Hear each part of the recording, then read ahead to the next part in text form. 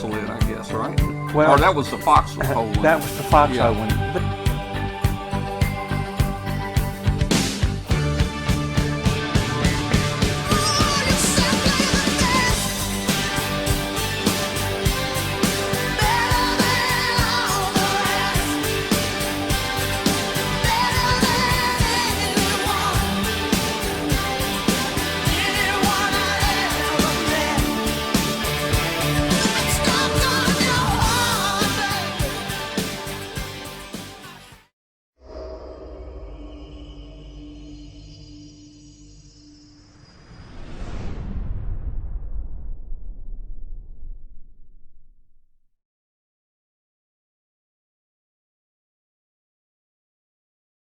This Amateur Radio Roundtable is brought to you in part by ICOM America. Hello everybody, this is Amateur Radio Roundtable. It's 8 p.m. here. I don't know what time it is where you are, but if you're listening out there on International Shortwave on WBCQ on 5130, send us an email to tom@w5kub.com. Let us know where you are and how you're hearing the station. And if you have internet, you can join the show tonight. Just go to w5kub.com. And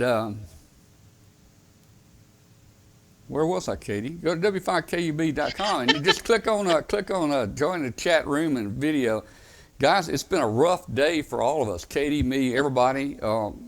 For some reason, we're working way too hard. You know, I'm involved in a kitchen remodeling with contractors and dynamite and all that stuff, and the balloon launch. And at 4:30 today, I had completely forgot about the show, and we have our 40-meter net at 5:30. So I completely forgot about it, but I think we're okay. We were going to have Emmett on here tonight, and we were going to talk antennas, and he had some other announcements to make. Emmett had to cancel. He said he had to go to Texas, that his father had cancer, lung cancer, and so forth, and he was getting ready to go down there. And then he sent me a note a little later that his father has passed away. So let's keep Emmett in our thoughts and prayers, and wish the best for Emmett. And I know he's going through Rochelle's also going through some health issues there. But he'll be back with us probably in a couple weeks. You know, we're just a week away from Orlando, so we may see him there, we may not, but we'll see how that goes. Hey, real quick, just a couple things. Join our Facebook group. It's called W5KUB. We have over 8,000 hams in it. And since we launched the balloon yesterday, we had 100 people join our group yesterday just because of the balloon. I don't know how many joined today. Did you hear? Jamaica, a 7.7 magnitude earthquake hit off the island of Jamaica today, about 80 miles northwest of Jamaica, or about 2:10 p.m. today. It was a major quake, 7.7, and you know what? They're looking for tsunami waves along the coast of Belize, Cuba, Honduras, Mexico, Cayman Islands, Jamaica. All that's possible. So I'm not sure what's happening down there, but that was a pretty strong earthquake they had there. Okay. Sure. So hey, join our Facebook group, W5KUB, over 8,000 people in it. Tonight I'm going to be talking about the balloon launch in detail. We'll talk about the design and what it takes to do what we did and the issues. It wasn't an easy thing, believe me. I thought you just, squirt a little hydrogen in a balloon and throw it up in the air, but it's not that easy. There's a lot of variables there. Let's go out to Wyoming and see what Katie is doing out there. Let me get Katie in here. There we go. Hey, Katie, how you doing? Hi, Tom. Hi, everybody out there. It's we got a few inches of new snow last night, and then it warmed up a little bit. Now it's back to about 17 degrees outside. We actually just got home, had to go out and buy a new dryer, and the joys of home ownership. The thing, running out to buy a new appliance is always exciting, right? Hey, wait. I could have gave you our old dryer because 2 weeks ago, our washing machine went out and Kathy bought a new washing machine, but you also have to buy a new dryer to match it. So I had a good dryer that it was only used like 30-something years. I Right. think it would have worked fine for you. I think that's about how old our dryer was. Yeah. It was pretty old, and it's actually been dead for a while. And I've been taking my laundry next door. Thank goodness my mom lives next door, and I've been using her dryer along the way. But we had an issue with where we originally ordered it, and just kept getting pushed off. And so we finally took matters into our own hands and canceled that, and went to the local place. And so in a few more weeks, I'll have a new dryer, but. Dwayne was playing this past weekend in the 160 meter contest and snagged a few new countries. So he was kind of excited about that. And now we're just getting geared up and excited to head down to Florida next week for Hamcation. Looking forward to that. Yeah, we'll be there too. And the warm weather, of course. It's going to be good. Warm weather and all that down there. Boy, that'd be kind of cool, wouldn't it? Warm. It'd be warm, not cool. Yeah, it better not be cool. Well, we are on a cool spree here. I think right now it's 50. So. That is cool. Yeah. You need to put a little jacket on when you go outside. Right, for sure. Hey, let me just ask one question. Let me ask one question real quick. Are there any new people in the chat room tonight? I'm interested to know if we have any new people that have joined us for the first time. I see KW4ART, Art. Now, I'm not sure if he's been in here before or not, but I did talk to him on the net today. Anyway, hey, if you're new in the chat room, tell us in the chat room you're new. We'd like to welcome you. Go ahead, Katie. So back to you, Katie. I just noticed our friend Joe over there in North Dakota, N0RF. I did the show from their house when I was out visiting. He says only $5,000 shipping. Oh yeah, I guess you say if I was going to buy your dryer. Hey, there's a first timer, W5 MF. And KW4A. You just mentioned Whiskey 5 Mike Fox. Great, welcome guys. It's nice to have you join us. Yeah, that's some call. I wonder if he requested that W5 MF. You would think that might be one of those censored calls. I don't know, man. Oh, it probably predates anything, and probably had it for a long time. His nickname is Marty. So Marty, how long have you had that call sign? We're dying to know. Yeah, Marty. How long you had that, man? Oh, he's laughing at our comments about his call sign. Well, we've got Rich with us tonight, W2VU from CQ Magazine. Just before the show started, I reminded Tom that it was the end of the month, and we said, "Oh, hey, we better call Rich and grab him in here." So we seem to be off at rocker tonight. We're lucky we more than normal. We're lucky we even had a show tonight. And like I said, I almost forgot.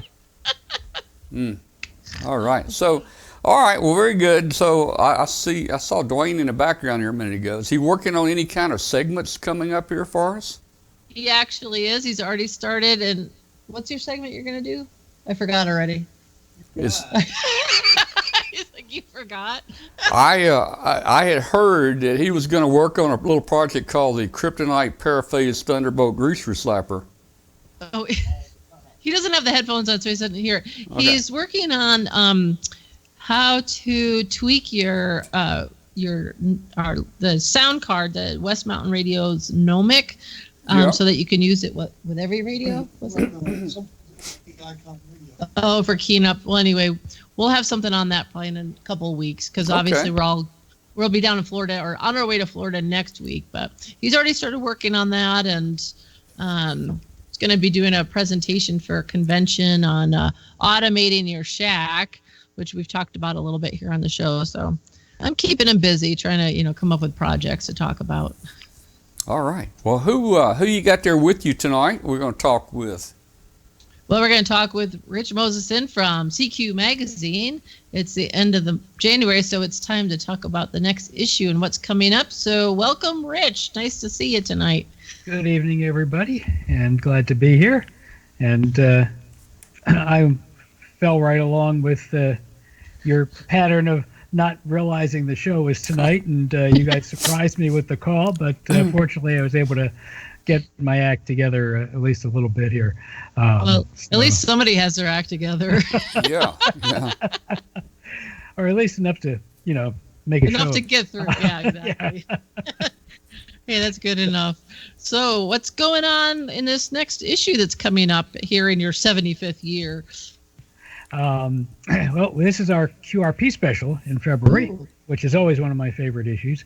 Yeah. And kind of going along with the theme that we've started for our 75th anniversary year, a lot of what we're doing in the QRP special this year is personal stories. We got a bunch of personal stories that we started with in January, and we're going to continue that through the year. And we've got a lot of personal stories about, in this case, about adventures with low power or QRP. And I love the quote that we have as the headline on our first story, which is our QRP column. K8SMA is interviewing two well-known QRP operators, and Randy Sherbrun, ND0C, says, "I'll either get it done with QRP or it won't happen." And that's kind of the anthem of the QRP enthusiast. So Scott talks with Randy and with Bill Parker, W8QZA, who is another well-known QRPer. We've got another great story from Tim Carter, W3ATB, on intense DXing from Cannon Mountain in New Hampshire. And this mountain is the former home of the Old Man of the Mountain, which some of you may remember used to sit high above the highway in New Hampshire there until one day it decided it was tired and just fell off the face of the mountain. But the rest of the mountain is still there with lots of hiking trails, and you can drive up it too, which is what they did. Tim and a friend of his, they set up and operate from the top of the mountain there. We got some QRP short stories, which we're calling QRP Quickies. 3 different people. Dave Wilcox, K8WPE, writes about the warm glow of accomplishment. John Leonardelli, VE3IPS, has a short piece on combining business travel, QRP, summits on the air, and DX contacts. And the third one, I have to turn the page here to get there, is by Jeff Peters, K9JP, on operating QRP portable and building an antenna that's invisible to the Homeowners Association, which is always a good thing to know about.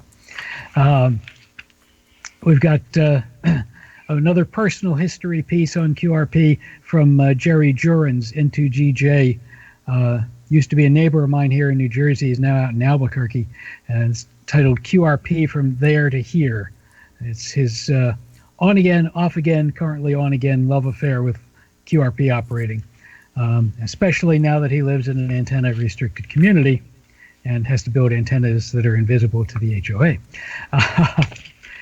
We've got a first look at a new QRP rig, the Midnight Design Solutions phaser transceiver. This is kind of a story of how it was developed and how it was the process that went through. It's written by the developers of the transceiver, Dave Benson, K1SWL, who many of you may know from Small Wonder Labs, and George Heron, N2APB of Midnight Design Solutions. So kind of a different approach to looking at an article about a new product. But it's very interesting how they came to put it together, and then they did a lot of group testing on its kit, of course. And so they sat down with a bunch of people in a couple of different places and had them all build the kit to see if it went together well as they hoped it would, and see what changes were needed to be done in the directions. So it was a really good way to do that. We're continuing our CQ Classic series with, of course, a QRP focus this month. We start out with, we've got 2 articles. The first QRP column, which we had in CQ Magazine, which was the first QRP column in any ham magazine. And that was written back in 19... Gotta take off the glasses here to see. 1973 by Aid Weiss, K80EG, although we've covered QRP for many, many years before that, as early as 1947. The second was an article that Aid had mentioned in his first column called The Song of the Flea, 49 countries worked in a month at 3 watts or less, by Mort Waters, W2NZ, who was the editor of the, where did I lose it here? But I forget exactly, I think, now I'm drawing a complete blank. It was another CQ publication that he was editor of briefly. So he was part of the CQ family. This was, I think, one of his early pieces, though. It was quite a while after he wrote this article before he started working full-time on that. We have our annual WPX crossword from Anthony Luscri, K8ZT, our microcontrollers editor. He, past few years, has done different takes on WPX. This is the beginning of WPX season in February. The WPX RIDI contest is in February, followed by the phone contest in March and the CW contest in May. So he'll get you going with different fun ways of approaching WPX in a crossword puzzle. Dwayne Kincaid, WD8OYG, has a article on building a repeater link diplexer, basically to bring in additional repeaters to your network, or to create a network. Sorry, I'm dropping everything on the floor. Without having to climb the tower or do anything to an antenna. It's on diplexing the use of a single VHF antenna to also bring in a UHF link radio. So it's a very cool thing you can do if you're a repeater owner and you want to help expand the range of your repeater, because if you do that you can either do it with a remote receiver, or you can link 2 repeaters on UHF with that. So you can expand your range pretty well. And a really interesting piece from K2PM. The title is a question: does an antenna's orientation affect a signal's sound? And he discovered in the course of putting up and operating a network of 80-meter slopers that not only does the signal strength change as you move from one of the slopers to another, but he found that the sound of the signal sometimes changed, the audio characteristics. And so we take a look at that and get some expert opinion on why that might happen. Outside of our QRP area, we have our homing in column, which has, well, of course, homing in, amateur radio direction finding is the ultimate in QRP because there's no power involved on the receiver side, and the transmitters operate with very low power. We've got the results of the 2019 CQ Worldwide Fox Hunting Competition, and that's also our cover for the month. Joe Eisenberg, K0NEB, has gotten a 3D printer and is writing about that this month, and he's telling me that he's going to start doing 3D printing of his cases for all of the various kits that he's buying and building. Our VHF Plus column this month is more about stuff going on off the air than on the air, the changes and possible changes proposed to VHF and UHF and microwave amateur allocations, starting with the good news of the expansion of the 6-meter allocation in Europe and Africa at the World Radio Communication Conference, to some variety of threats to our band, starting with the FCC wanting to take away the 3.3 gigahertz band and reallocate that. There's threats to 10 gigahertz and others as well. We've got a really, really interesting conversation starting between our DX editor and our contesting editor, and hope to involve the readers as well. DX editor Bob Schenk, N2OO, writes about public logs, the pros and cons.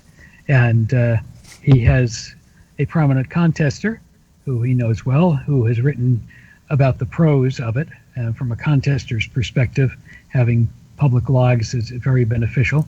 But then Bob writes from a DXer's perspective that this can be problematic, particularly in cases where perhaps you're not sure you worked a person. And if you go look through his log, you can find out, hey, I did work him. I'm going to claim credit for this now, even though I didn't know I worked him.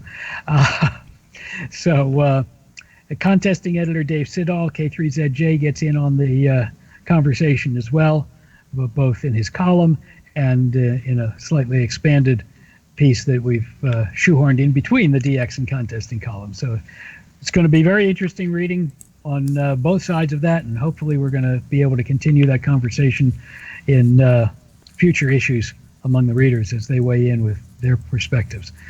Finally, our propagation column for February is about the solar wind and how the particles streaming off the sun going out throughout the solar system affect Earth's magnetic field and our propagation here on Earth. And in fact, we have, just while we were doing this, I have something in the News Bites column about ground currents in Norway, up above the Arctic Circle. The aurora was so intense that there were electrical currents running in the ground, and basically the thought is that the Earth, the what is it called? The heliosheath, I believe it's the sheet that carries the solar wind, and it's not flat; it's wavy. And the theory is that the Earth went through a wave in the sheet. It's the polarization is different on each side of the sheet, so there's sudden change of polarization of the sheet from positive to negative, which of course creates all sorts of currents, and very intense currents happening so quickly, which is what resulted in the ground currents, electrical current in the ground and running through the ground up in Norway. So that's all sorts of really cool stuff in the February issue coming up, and I'm always looking forward to it. Of course, we're trying to wrap up March right now, which has even more cool stuff in it. We'll get to that next month, though. So, Katie, I think your mic is off. Did she do that again? Yeah, Katie, your mic is off. Still off.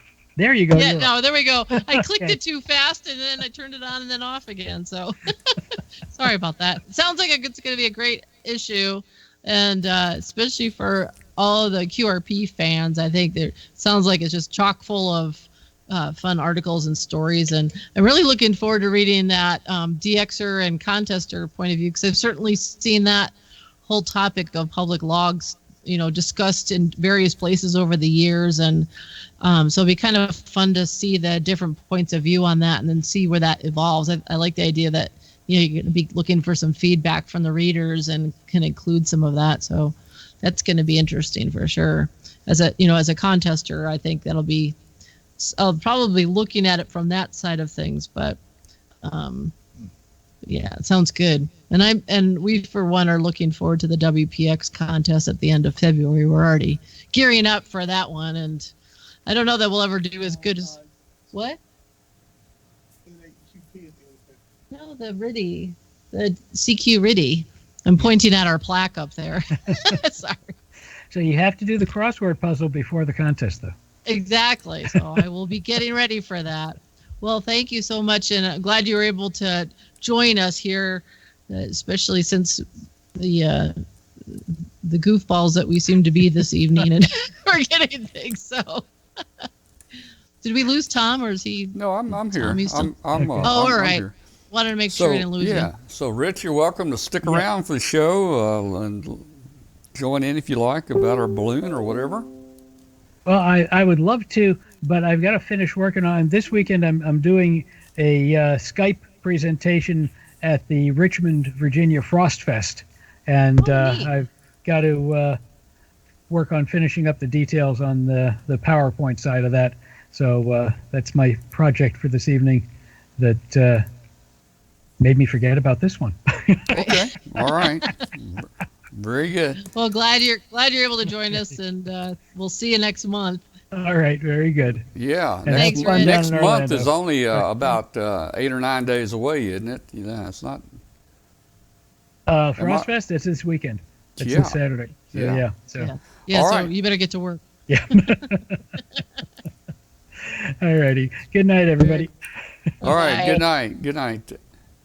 All right. Well, let's just see what we've got going here.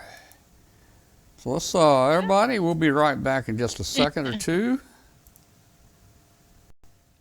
New year, new savings. Bring in a new year loud and clear with some of ICOM's most innovative products. Check out the websites for current promotions on ICOM's 7610, the 7300, and the 9700. Start the new year off with the high performance IC7610. It is a direct sampling transceiver that will change the world's definition of a software defined radio. It has the ability to pick out the faintest of signals, even in the presence of stronger adjacent signals. It has RF direct sampling, 110 dB REM DR, independent dual receiver, and dual digiselect.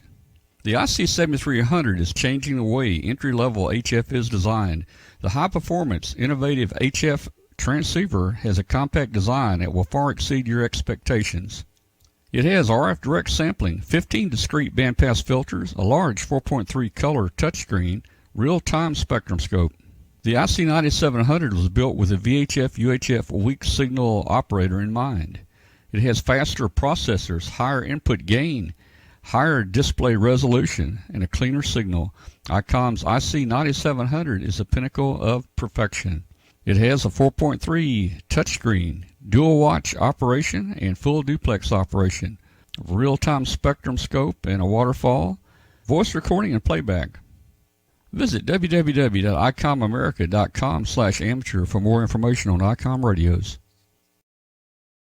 LDG Electronics provides state-of-the-art antenna tuners for every amateur need. From QRP to QRO, fixed stations, portable and remote, an LDG tuner will match your radio to your antenna using our lightning-fast, proprietary tuning algorithms. LDG is a family-owned and operated company dedicated to bringing innovative, quality products to the amateur market. All LDG products carry a full 2-year warranty that is fully transferable. Support is only a phone call or email away. We're always here to help you. Visit us on the web at ldgelectronics.com. All right. Hey, I want to do a shout out to one of our listeners out there, Ron White, down in D.C. He is a shortwave listener, but he's interested in getting his ham license. So, Ron, study up and get that ham license. All right. Hey, go get it, Ron. Yeah, he'll get it there. I hope he gets it. Yeah, that'd be cool. Okay, well, hey guys, Emmett was going to be here, but unfortunately he's not here, tonight. But we have a lot to talk about, balloons, and I think that's a big interest in a lot of our viewers out there. So we'll just talk about balloons tonight and what we've kind of done with it and so forth. So let me, I don't know where to start. So I guess the best place to start is this. Let's go over to the W5KUB.com website. We'll start there. And let me make it fit here. And I'm going to show you guys how to track the balloon and all kinds of good things. So if you'll go to W5KUB.com, now, of course, we launched a balloon yesterday. We'll get more into that later. We launched a balloon yesterday. It's been flying at 39,300 feet. It's moving 100 miles an hour, and it's almost to the coast of Europe. In the morning, it may be in Europe. So if you really want to track it and keep up with it, there's a couple of things going on.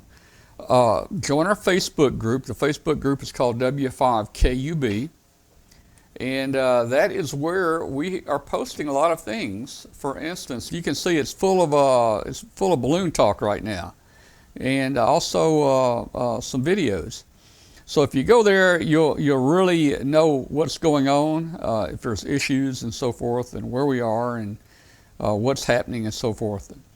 So join our Facebook group at W5KUB. Now, I have created a balloon tracking page on our website. Our website, of course, is W5KUB. And if you go in a menu to balloon up here, the menu says balloon. If you click on balloon, it takes you to a balloon page. And there's a count. Wait a minute, let me do a refresh. Something happened here. That's not good. Okay, did a refresh. So if you look, hey, we got a counter here. We've been up 1 day, 10 hours, 45 minutes, and 55 seconds. And then there's a little mission statement down here. Basically, our mission statement is we want to put up a high altitude, long duration balloon. We want to go around the Earth at least one time. We failed last time. We took a party balloon, a $3 party balloon, and made it all the way to Japan last time, but it crashed in a storm, so we lost it in Japan. We're going a different route this time. We're using a scientific balloon solution balloon, and we're going for the long haul. We want this thing to stay up 5 months, 6 months, or longer. This same balloon has stayed up, not this balloon, but an equivalent to this balloon, the same model, has been up 735 days. That's 2 years, guys, just about 2 years, 735 days.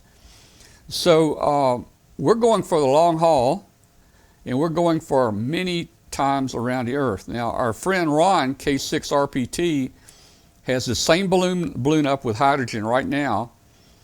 He's been in the air for about 100 days and has circled the Earth 8 times. He's probably on his 9th time around right now.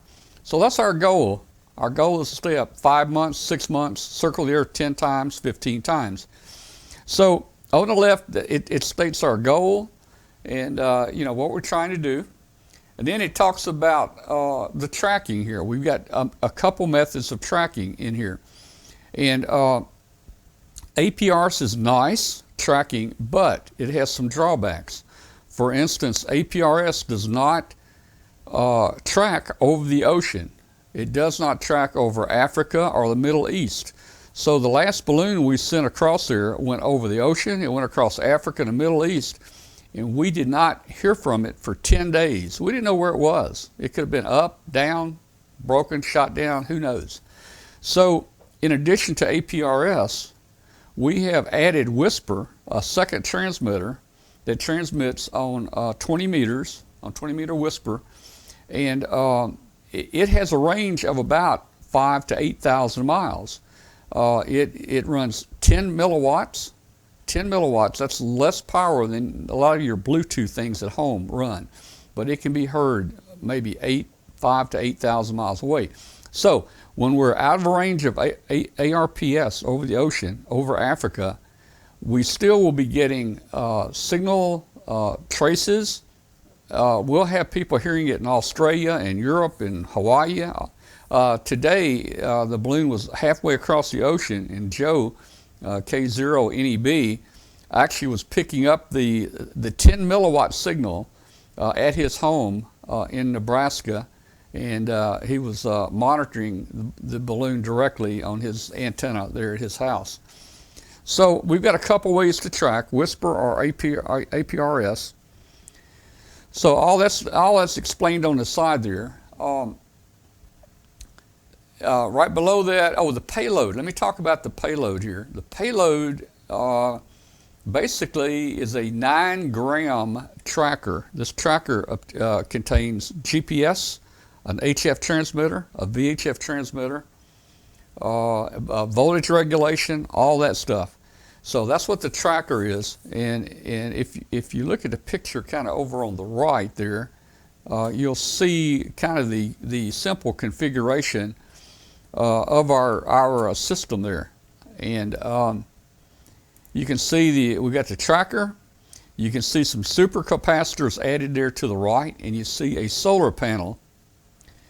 And you can actually make that come out under 20 grams, which is under 0.07 ounces. That's the entire load.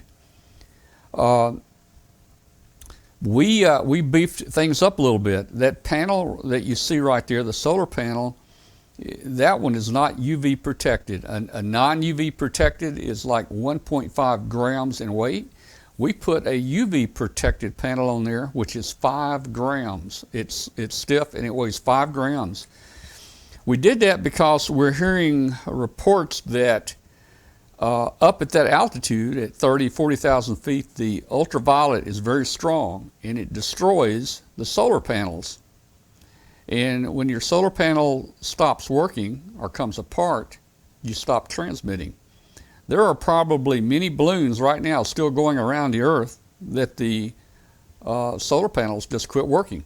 So we went with UV protected solar panels. In addition to the plus and minus lead that comes off that solar panel, we actually ran a secondary backup circuit, plus and minus, off the other side of the solar cell, just in case the wind, if the wind bends that thing back and forth and it breaks loose a connection, we will still have a voltage connection back to the board and still work. We're flying 2 supercapacitors. The solar cell will only deliver 50 milliamps of power, 50 milliamps of current. And when the APRS comes on, we need 400 milliamps, 400 milliamps. So the supercapacitors charge it up, and they can handle the 400 milliamps for a number of seconds.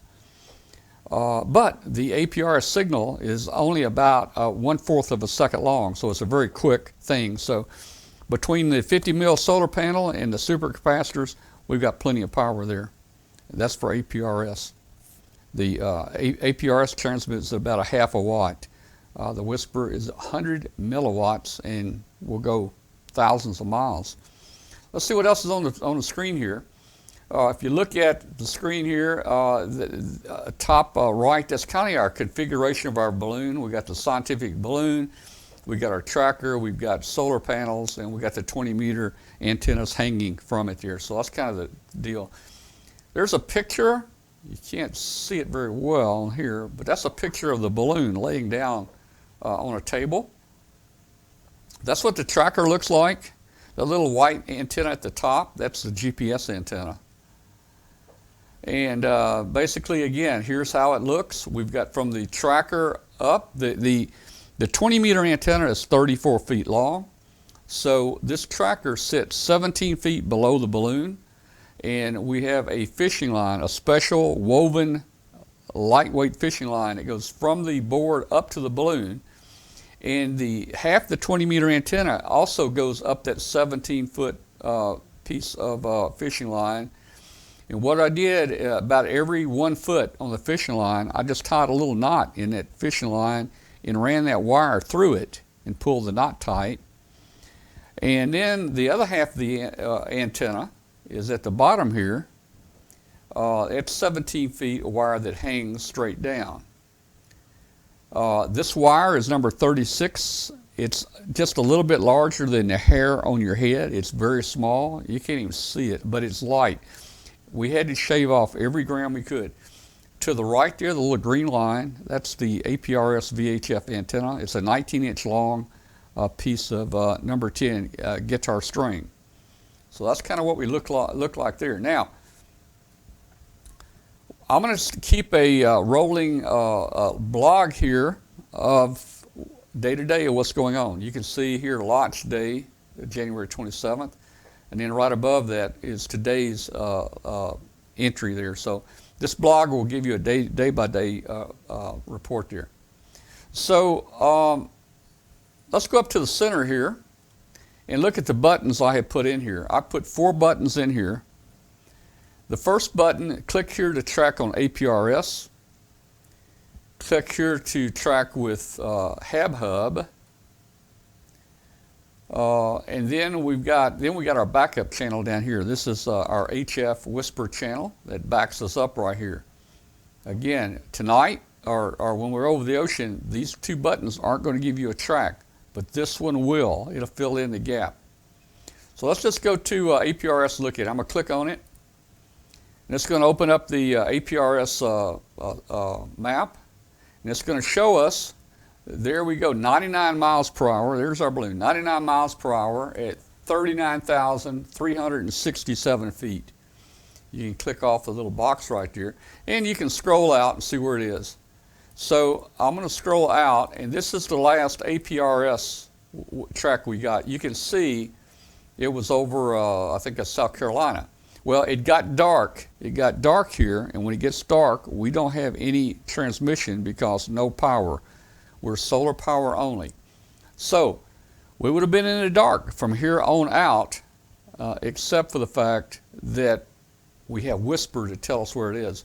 Also, another thing you can do if you look at the track, the APRS track, and here it is. Let me move this over, and you'll see a couple things here. Yeah, you can see on the screen. See the little dots right there? Those are data points. So if I click on a dot, like right there, I can tell it was flying 99 miles an hour at 39,372 feet. Let's see what we were flying back earlier. Let's go way back over here. We're going to click on that dot. The little blue line tells us where the receiving station was, but I'm going to click on that dot. We were doing 100 miles an hour there at 39,280. So we're maintaining that altitude of 39,300 within about plus or minus 50 feet, I would say, all the way. All right, so you can click on that, or you can click on the balloon. If you click on the balloon, let's do this. Again, if you put your mouse on the balloon, well, let's see. You can see the little blue line here. That was received by a receiver up to the northwest there. So if you put your cursor on the balloon and click on it, that'll give you some information. It'll tell you things like the voltage. Here the voltage was 4.64 volts from the solar panel. If we get down to 5.5 volts, it stops working. We can tell things like the voltage, the speed, the altitude, and so forth. All right, I'm going to go back to my page here. That was APRS. Now this is HabHub. Now, HabHub is a little. HabHub takes the same information from APRS, but it displays it a little bit differently. So if you look at this, you can see the balloon here, and it's over South Carolina, and but here's the information over here. So it's at 39,370 feet. Let's see. Here's this button right here will turn the path on and off. You can see it turns it on and off. Someone in the chat room is asking about this high split. Watch this. There's a little button here that we've added called high split right here. I guess people are seeing that. If you click on that high split, watch what it does. All right, so let me back this thing out a little bit. That'll probably work right there. So any of you guys that are familiar with hurricane predictions, you see the Hurricane Channel, and they have these models. They have maybe 10 models, and 8 of them go this way, and maybe 2 of them go a different way. We've got the same thing for our balloon here. It's on high split, and it gives us a prediction where the balloon's going. So on this page, if you click on high split right here, you can see there's about 10 models there, and that's where the balloon is predicted to go. And so you can see this one track is a little low. This prediction right here, it looks like to me this prediction is taking us into Africa. And I kind of was hoping that we would go across Europe, or Spain, France, Europe, because we have many APRS receivers there. If we take this route over Africa, we're going to have to stick with our Whisper tracking until we hit APRS. China has great APRS. Japan does too. Hawaii. And then we'll be at the U.S. So I'm going to turn the tracking off right here. All right, so let me go back to our web page. Now, so those two gave you a map right there. And now I've got a button here called secondary backup. This is our HF backup. That's going to show us where the balloon is if the top two are not working. If they're out of range, and the range on APRS is only about 250 miles. So the range here on our secondary is 5,000 to 8,000 miles. But I'm going to click on it and show you what happens here. We're faking things out. We're making it look like it's APRS, but it's really not. But we're sending the information up to APRS. And you will notice, I'm gonna zoom out a little bit here. So this is APR. This is a whisper. All right, that's good. And I'm going to turn on. Let's see. There's some things in whisper that you can do. Well, wait, we're in APRS again. So right here, track tail length. Right now it's on 1 hour. I'm gonna put it on 2 days. So I'm gonna put the tail track on 2 days. So you can see the track. It kind of shows you where it's going. This one, the backup is not accurate. It only puts you in the grid square you're in. So this grid square is probably 100 miles across right here. But it's telling us right now that balloon is in that grid square right now. We don't get altitude, we don't get speed, we don't get anything. But at least it's telling us where it is. If APRS would not tell us where it is, because we'd just be in the dark for like 10 days. But this is telling us where it is. Let's go back to our page. The other thing on our page is the fourth button I've got. This is actually Whisper Data. You can click on Whisper Data, and it will tell you certain things here. This is us. It's tracking us. So you can see the time right here. The last track we got from Whisper was at 1754. That would be about 11 o'clock a.m. my time. But you got to remember, at 1754, we started getting in the dark over where the balloon is. So it stopped transmitting there. When we're in the dark, we get no transmissions at all. But this tells you all the people that are hearing the balloon and the miles are from the balloon. Here's a 3,000 mile from the balloon, 2,000, 3,000. Let's see. Let me go down here. I think there might be somebody in here that might be interesting. Well, I may have scrolled off. But Joe, K0NEB, has tracked us a number of times today. So in the database, Joe's call is in here. It gives our signal strength level, the grid, and so forth. Now, so this is the Whisper database. If we go up here to the map, the Whisper map, this takes us to the true Whisper map. And for some reason, it didn't quite do exactly right. So I'm gonna put this on 20 meters. I'm gonna put that on 20. That's because we're transmitting on 20. I'm gonna put my call in here. And let's track. Well, it was only on 10 minutes. That's why it didn't find us, because it's only in the last 2 minutes. I'm gonna put last 24 hours. All right, and then I'm gonna hit update. And there you go. There you can see. Let me go out, in a little. There you can see who is listening to our balloon on Whisper. It's being picked up Africa. It's been picked up in Europe, all over the U.S. So it's got great range on Whisper. About 10 milliwatts is telling us that balloon is right in the middle of the ocean. So that's kind of some of the tracking things. I would suggest, if you want to do a lot of tracking of the balloon, that you play with these 4 buttons here.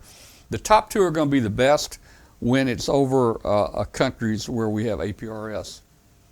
Now, just a couple of things about the balloon. People are asking me, hey, I'd like to do one of these. How easy is it to do? Well, Bill Brown, my mentor, I guess, on balloons, always told me that the Whisper one was difficult to launch. It's got a 34-foot antenna on it, and and especially we went with the scientific balloon, which you'll see in a minute is has a lot of air resistance on it. You can launch a balloon pretty cheaply. You can buy a tracker for maybe $150, attach that to a $3 party balloon. You can go to Walmart and buy a tank of helium for $50. It's got about enough helium to do 1 or 2 little balloons.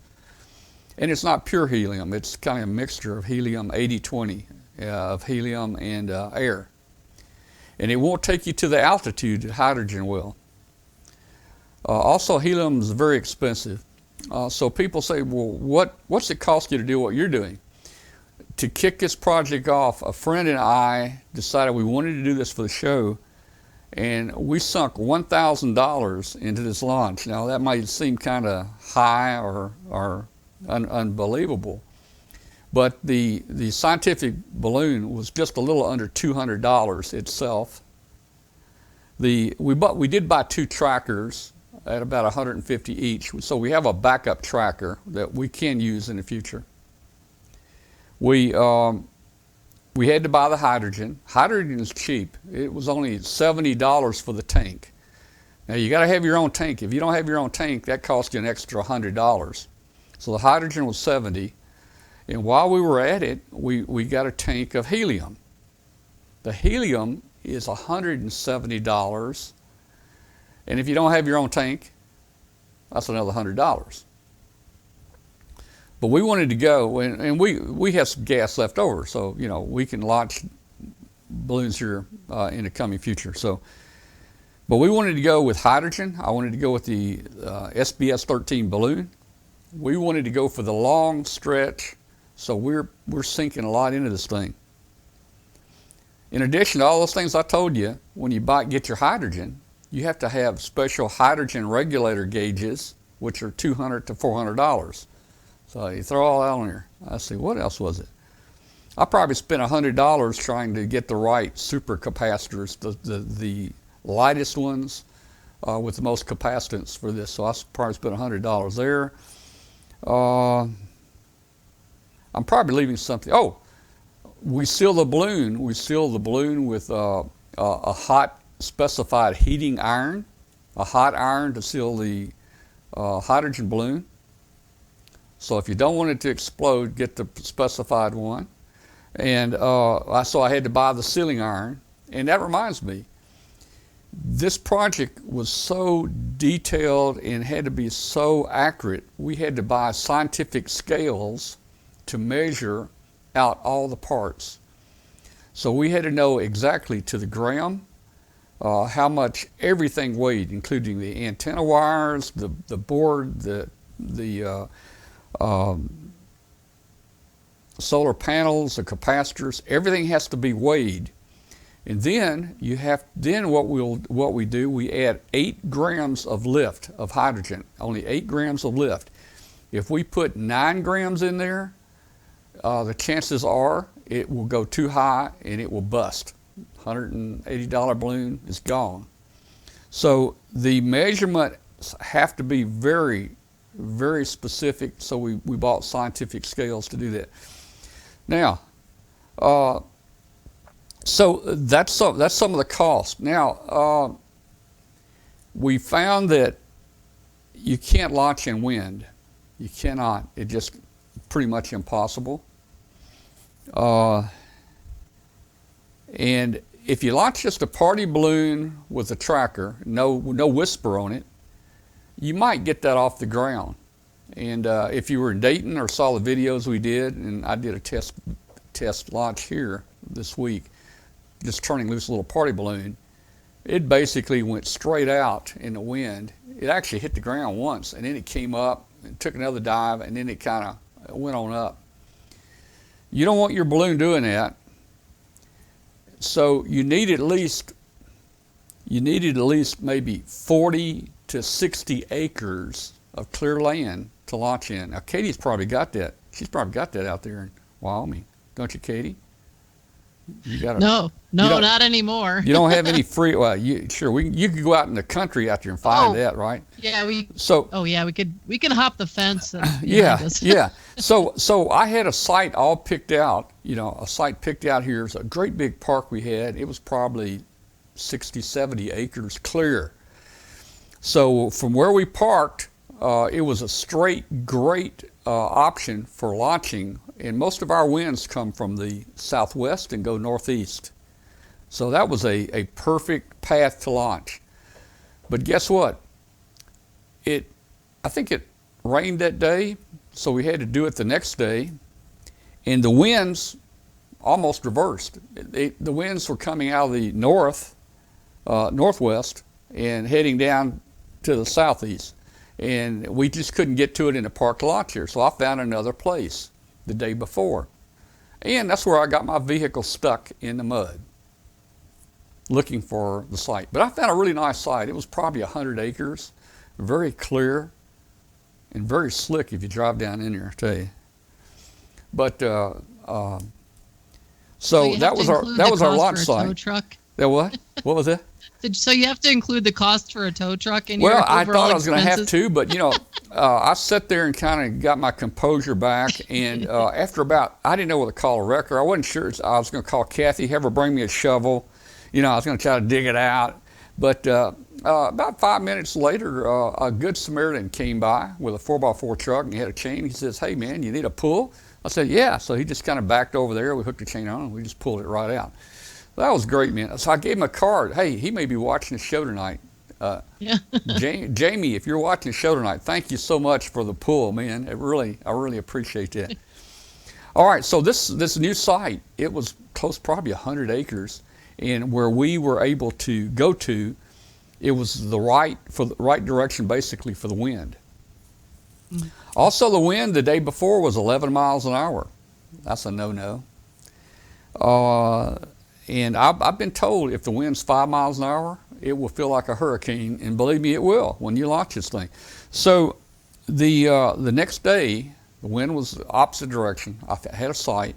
The wind was down to 3 miles per hour, basically. So it was getting pretty good. No rain. Things looked good. So we gassed up here and we took it out there to launch it. When we got out there, though, we started to get overcast. The clouds looked kind of bad. And you don't want to launch in bad weather. With only 8 grams of lift, if this thing went up, if it sprinkled on the balloon, just the sprinkle weight of the water would bring the balloon down. That's just how sensitive it is. So, but we were lucky, no sprinkles. I've got a video here. I'm going to show part of the video of our launch and let you guys see kind of how the launch went. I think I can play it right here. So here we go. And these are on our website if you want to watch it. Let's see.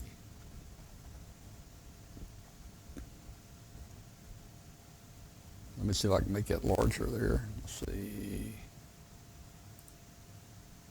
Oh, that wasn't good.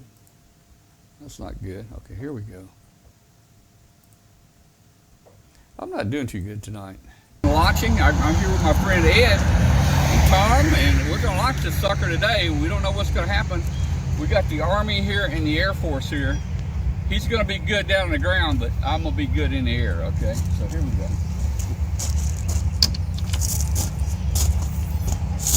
Where's the balloon? Where'd the balloon go?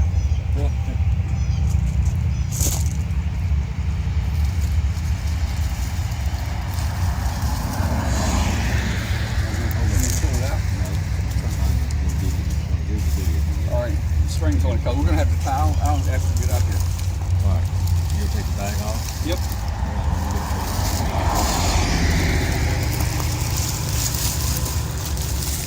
I'll try to fast forward through a little bit of this, so it won't take a lot of time.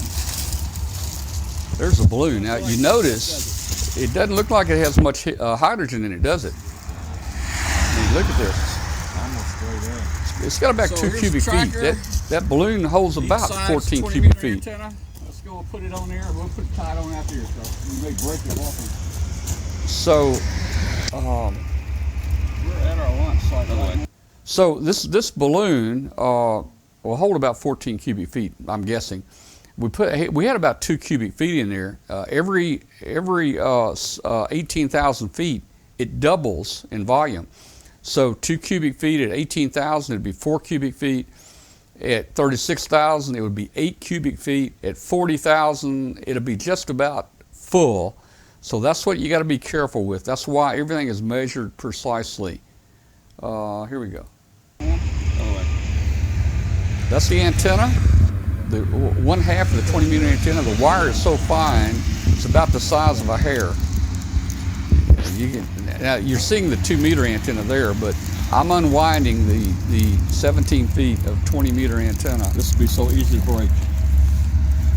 You won't even see it laying on the ground. We were afraid we were going to step on it. There's the tracker.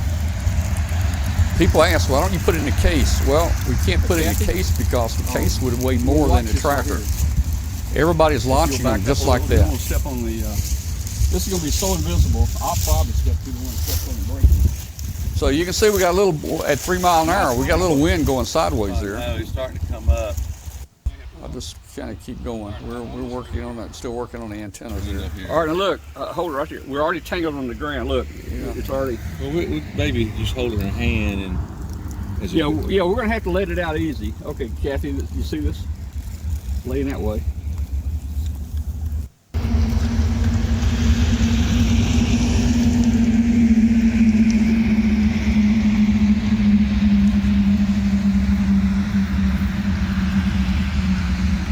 So I'm unrolling. This is the fishing line with the other half of the 20-meter antenna on it. We're going to attach it to the balloon. We have a fishing swivel there to attach it to, because if this tracker starts spinning, we don't want the line to get all tangled up. So there's the area that we're going to launch from.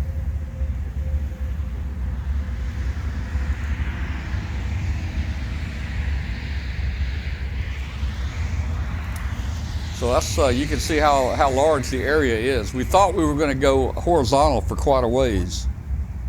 A number of balloons we've launched, it went 1,000 feet and didn't get more than 30 feet off the ground before it went up. This will break. I can see this. Yeah. All right, so we're trying to. The wind was bugging us a little bit. That 3 mile an hour wind was bugging us, so we're moving kind of across the field there. Kathy, my camera person, she didn't want to get in the mud, so she is filming from a distance.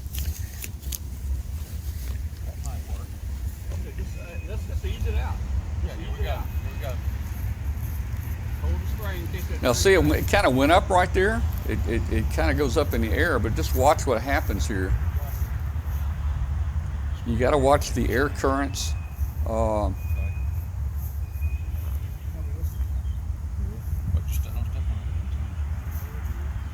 So, okay, here it goes. So look at this, it's coming down to the ground. That balloon is 1 mil thick, aerospace material. Just a little under 200 bucks. Okay, so we got it, and we're going to walk a little further across. We're going to try to jump this little creek right here without falling down, and try to do a launch from over there. I'm going to fast forward a little bit right here. So, okay, we're kind of out in the other field there. Looks like the wind right there is kind of a little bit safer for us, and we're letting the line out right there. You can see the balloon is kind of going up a little bit. You can see the overcast. That's not good to launch on that day, but I only had a 2-day window. If I didn't launch that day or the next day, it would have been almost March before we could have launched again. All right, I've lost the balloon. I don't know where it is. We'll see it here in a minute.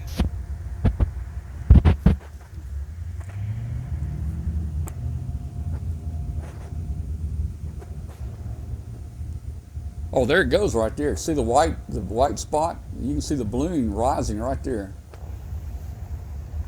I thought it was going to go through that hole and go up into the sky, but it didn't. It kind of went into the cloud there. So it just, boy, let me back up just a little. I don't know if you can see better the launch or not. Let's see. All right, so right here we'll be letting it out right here. you'll see the tracker. The tracker is about 18 feet below the balloon. We're letting the balloon out right now. We've got fishing line in our hand. The tracker, you'll see a little black dot come up here in just a second. There it is. You can see a little black dot. That is the tracker. And it's right above the tree line. Okay. Anyway, so we had a pretty successful launch there. And it went well, really. We didn't tear the balloon up or didn't get it hung. Well, with a 34-foot antenna, you can wrap it around power lines, you can wrap it around trees, you can wrap it around a lot of things like that. So so that was kind of the that was the launch. Let me show you just real quick some of the filling up of the hydrogen. Now, a funny story about this. We're using hydrogen, and we were always worried about an explosion, right? So anyway, we decided to fill up a couple little party balloons just to throw out to see where the wind was blowing. So we filled the first party balloon up about this big with hydrogen, tied it off, and turned loose of it, and it fell to the floor. Didn't even lift it. The balloon was too heavy. So Ed says, I can make it float. I'll just put bunch more in there. So he's spraying that hydrogen in there, and it gets about this big, and then kaboom! Man. It was kind of funny, man, when it went off. I just wish I'd had a lit candle or something on it, right below the balloon when it popped, So we got a little hydrogen gas in the shop now, a little hydrogen in the shop from that. All right, here we go with filling the balloon. If I can figure out how to work everything here, let me stop this. See if I can get us a better picture here. We'll get it going here in a second. Here we go. All right, so this is kind of in the shop right before we left to go launch it. So you can see the balloon there. We've got a little bit, we put a little too much hydrogen in it. Now we're trying to get it out. And there's a little filler tab at the bottom. We're trying to squeeze the hydrogen out into the shop. So we don't have enough free hydrogen floating around in the shop, so we're going to squeeze all that out into the shop and hope nobody flips a light switch on that makes a spark, So I'm putting a little tube in here to open that up, and then we're going to squeeze all that hydrogen out. There we go. So we're trying to get it out. Now we're filling the shop with hydrogen gas. All right, so let me fast forward a little. So look at it. See, we're getting it out. Ed's shaking it so all the other hydrogen go to the top of the balloon there. You can see the little scales at the bottom. I'm going to be weighing. I'm weighing the balloon lift right there. And that weight right there, we have to have the weight of the tracker plus the free lift. So we have to have 27 plus 8. And it has to be precise. If we're 1 gram over, we have a disaster. So that's after we let some of it out. And we're just about perfect there. Here we go. Now here's how you seal. This is how you seal the hydrogen balloon with a hot iron. So you lay it down on the board there. You put a piece of what do you call this paper? Katie, that you cook with, you bake with. It's a paper. It's like parchment paper. Yes, parchment paper. So you lay the parchment paper across it, and then you take this. There we go. We're laying the parchment across it. Then I take this hot iron, set at a specific temperature for this balloon, and hope I don't melt through it. Because if I melt through it, that's just $190. So here we go. And I've never done one of these before either. So. Anything can happen here. So we take the iron, we turn it on its side, we run a bead across. Don't go too slow, don't go too fast, go just right. So we run a bead across it, and we look, and it looks like it might have sealed. So we run a couple extra beads across it, and then we flatten it. Let's see. Well, all right. Let's see. Ed, you're doing good. Well, you know what? I'll start over, but I can fast forward. We're doing good. I can fast forward. Is it? Well, there you go. Hey, I hope it don't explode like the other one did a minute ago. Yeah. Did you hear that? Did you hear that comment there? Let's see. Yeah. Ed, you're doing good. We're doing good. Lifting me off the ground. Is it? Hey, I hope it don't explode like the other one did a minute ago. I don't know how fragile this balloon is. All right, so we did all that. We sealed it with the heat and weighed it. We got the right amount in there. We sealed it. 7 plus 8. 35. So there it is on the scales. Special fishing line here. Man, this is a 50-pound test.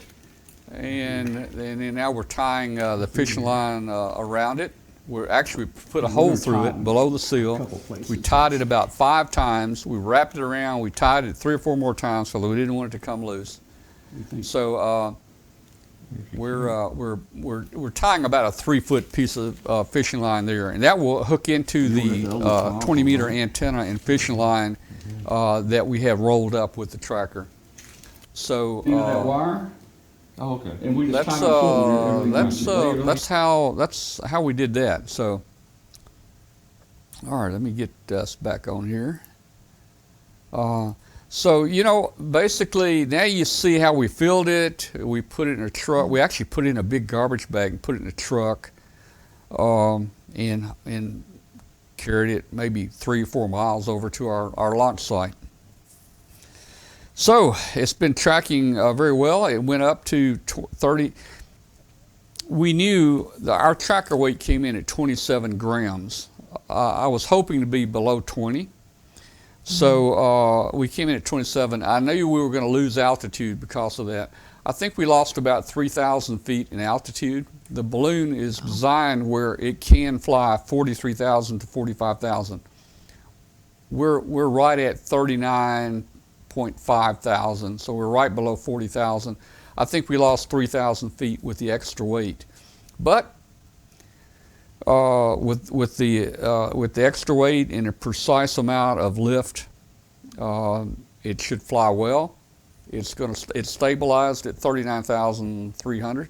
It's been going at the entire distance. It'll just stay pretty much at that elevation then. It's amazing that the balloon is just not going up and down in the wind out there. It's hit a maximum altitude where that balloon is just filled and it's not expanding anymore, and it won't pop. If it expands more, it'll pop the balloon. So we've got it set where it's found its neutral buoyancy point or whatever, and it is going to fly at 39.3. It'd be interesting to see over Europe on APRS tomorrow where we're at. I bet you we're at 39.3, 39,300. I bet you. It'd be cool if it would go up a couple more thousand. That'd be nice. And we want to get, the reason we wanted to get up there, the party balloons that we flew before, the little party balloons, flew at about 29,000 or 30,000. In storms, many storms are that high. And as soon as that balloon hits a storm, it's a goner. So that's why we were shooting for 41, 42, 43,000 feet to try to get above the storms. We're at 40,000 roughly. We might be above most of them, and hopefully the others out there will go around them or miss them, So we'll just have to see.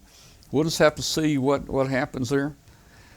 I was really amazed at what, when you said you were concerned even at 3 miles an hour for the wind. And I've, of course, living out here, we have wind constantly, but 3 miles an hour, I'm thinking, oh, that's not much of anything. But then when you saw the balloon pretty much going horizontal, it was, it was amazing to see that it really has such a huge effect on, and you really have to have like truly the perfect conditions to be able to launch. Yeah.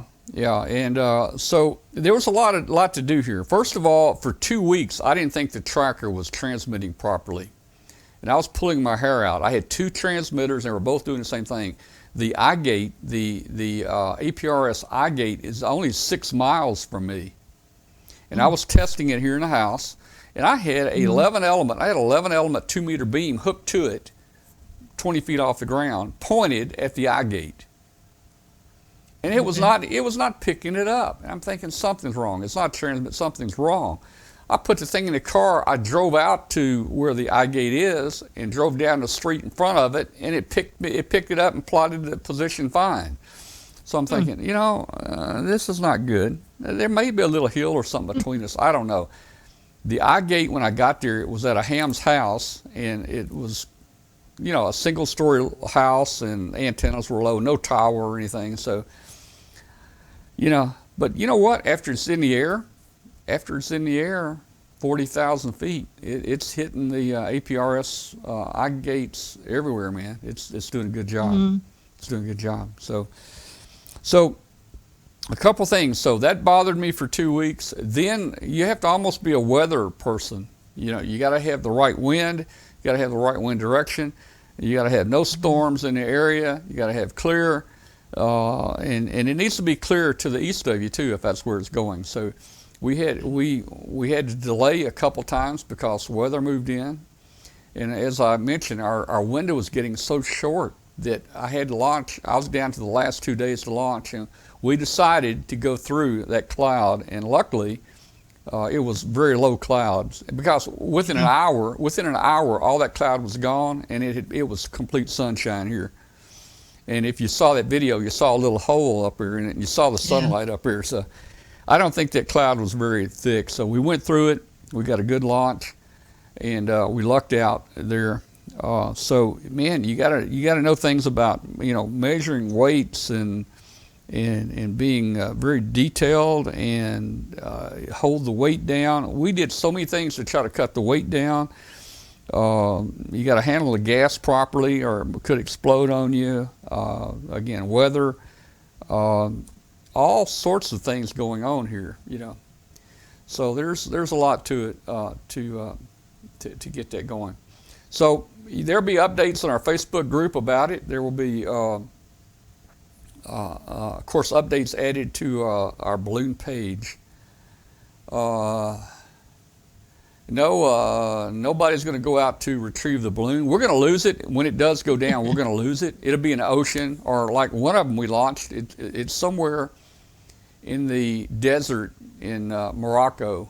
That's where it is right now. Somebody on a camel. Somebody on a camel is going to find it. Yeah, we didn't put our name. Over here, we didn't put our name to Morocco. Yeah, we didn't put our name on this or anything. I didn't know whose hands it might fall into, so we didn't put our name on it. Right. We're going to lose this tracker, and so the money invested is for this balloon flight only, and we hope 5 months, 6 months. We hope a year. We hope 20 around, but we got to get at least one around.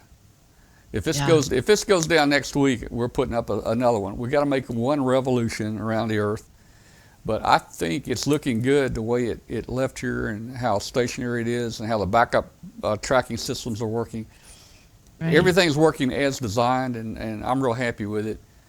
And hey, from down in Orlando, we'll be looking at it every couple hours, see where it is. Even when I get on a cruise, I'll be able to look at it and see where it is and communicate with people. We got a lot of questions, and you know what? We had over 100 people join our Facebook group yesterday just because of this balloon here. So that's great. All right, well, guys, hey, that's probably enough on the balloon. Katie, thank you so much for joining us tonight and talking to us. And you betcha. And we'll see everybody next week from Hamcation. Yeah, and next Tuesday we will have a live show next Tuesday. Not sure what it'll be. It might be that this balloon went over what's the mountain there? Mount Everest. It might have got hung on a tree at the top of Mount Everest. Mount Everest is about 28,000 feet. So if this sucker gets down to 28,000 and it goes that way, it may get hung in a tree, and some mountain climber may find it there. That'd be interesting. Right. That'll give us something to talk about on the show next week. The week after that, we'll probably put some recorded show on. I'm not sure what we'll do, but we won't be available that week. Thank you again so much for being with us. We're gonna. Hey, the Bye, show's gonna be everybody. over a little early tonight. Hey, I'll stick around. And I wasn't able to read a lot in the chat room. So if anybody has any Gotcha. specific questions, I'll be here for chat in the chat room with you. Good night, Katie. Good night, everybody out there watching. If you're listening on WBCQ, send us an email to tom@w5kub.com. We'd love to hear from you, and we'll see you later. Thanks, Katie. Good night. Good night. All right, guys. So that's the story, and I'm sticking to it. That's the story. Oh, let me look at the chat room here, see if there's anything. You know, I had a few pictures here. I didn't even show the pictures. Let's see what's in my pictures here. Let's see. Had a couple pictures selected. There's the balloon laying flat on the garage floor. That's a picture of it, basically inflated to the proper amount. One thing I didn't tell you in the tracking is you can turn various things on. Let me show you something very quickly for those that are still here. I'm going to go back to one of our tracking sites and show you a couple tricks. Let's see. I got to find. Okay, so let's go back to our balloon. Let's go back to our balloon page right here, and I'm going to show you a couple tricks and things you can do to make it better for you. When you click on, for instance, if you click on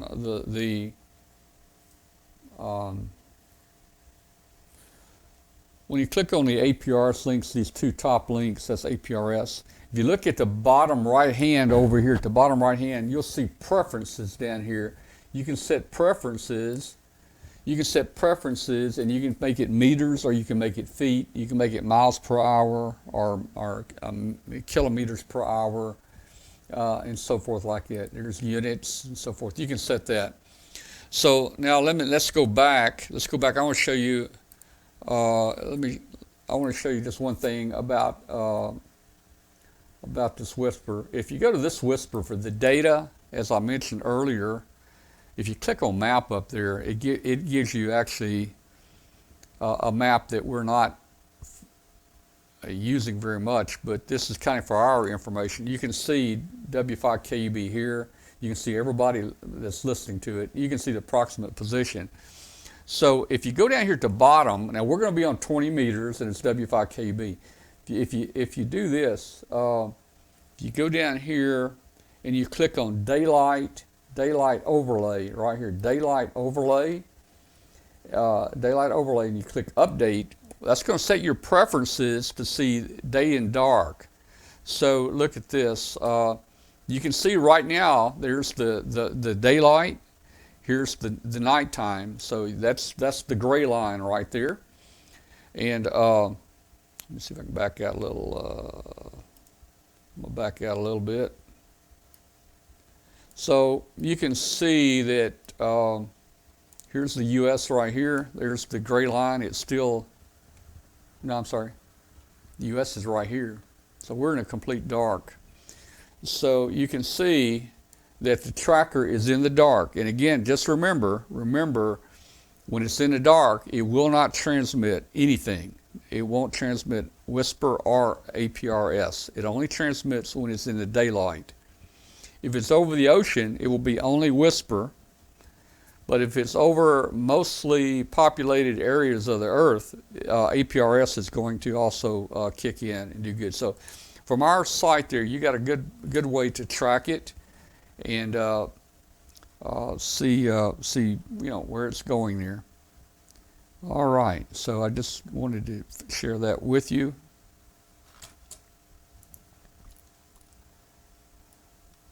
I showed you the prediction, how to get the predictions. That is clicking that little high split button up there on the top left under the path button.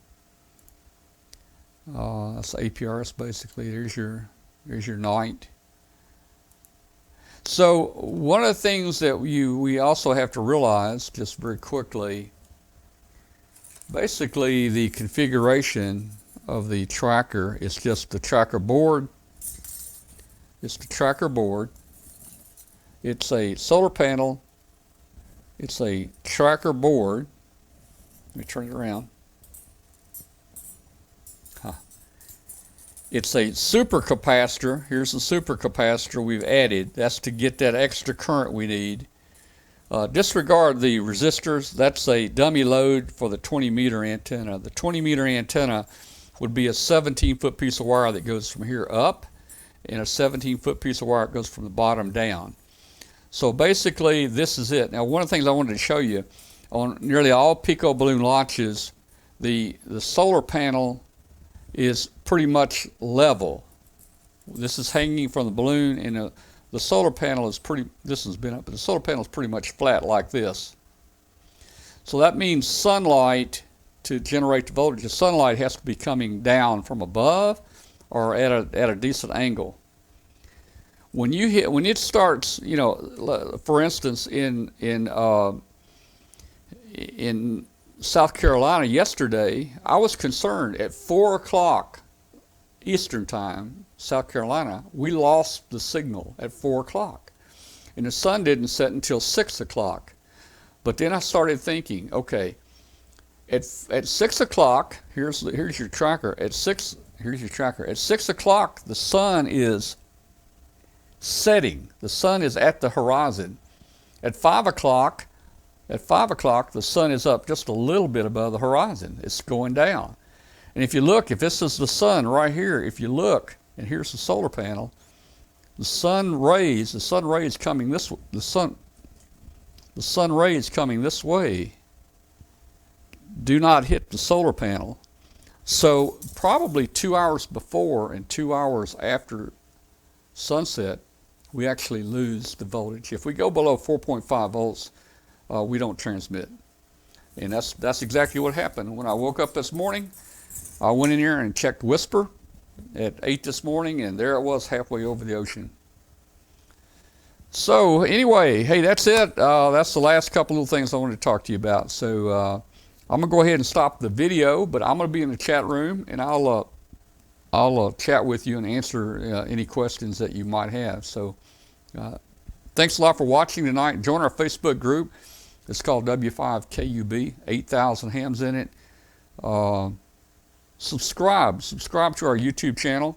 I've got a button, I think, that lets you subscribe to it, and we appreciate it. Thank you so much, and we will see you next week. So you're saying I can ask this cat any question? The cat is connected to the computer. You just type in the question, it will read his mind. There the answer comes.